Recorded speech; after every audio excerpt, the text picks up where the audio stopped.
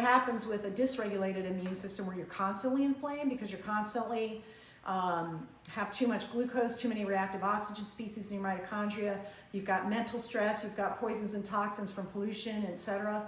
You're always having these things turned on, and there's never quite enough of a drop in the damage associated molecular pattern to turn off inflammation.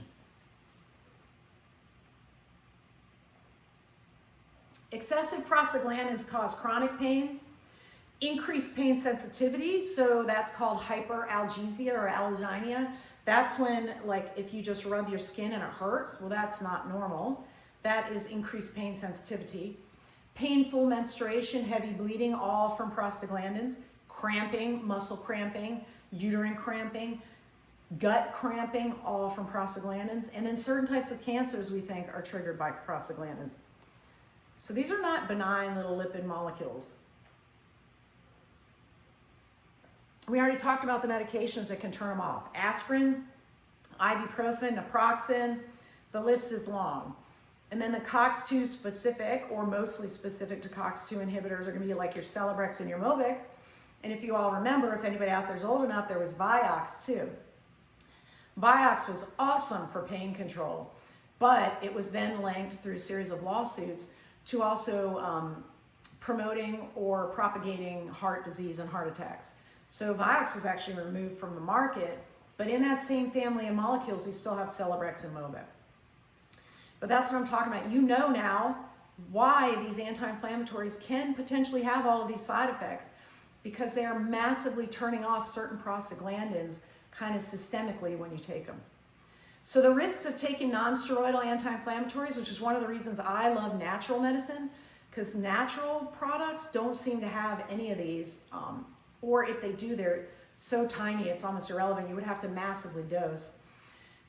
NSAIDs can elevate your blood pressure. They can cause renal impairment or damage your kidneys. They cause gastritis. One of the primary or number one reasons older people go to emergency rooms in this country is for gastric bleeding brought on by NSAIDs. Heart disease, we just talked about, and they're prothrombotic in some cases. They can actually, you think of them as thinning the blood, but in some cases, especially with COX-2 inhibitors, they can sometimes thicken the blood. So non-steroidal anti-inflammatories are not benign. I try to get any and all of my patients onto a regimen of natural anti-inflammatories so that when and if they do need these drugs, they don't have to take them as often or at higher doses. Does that make sense? Like, you still may need ibuprofen, but it's not like you're gonna need it every single day, three times a day. If you're on a naturally anti-inflammatory diet, you take care of yourself and you take some natural anti-inflammatories. We're gonna talk about those later, but things like turmeric, ginger, PEA, Resveratrol, Tart Cherry Extract, etc. All of that really matters to keep your system tuned and balanced so that you don't have to do this to yourself. What are the natural substances? So here are just some. So quercetin, which is in apple skins and onions, things like that, can block COX-1 and 2. But it doesn't block it in the same way that the synthetic pharmaceutical grade drugs do. Those things are like bringing in, the mother of all bombs when you could just have like a tiny bullet, right?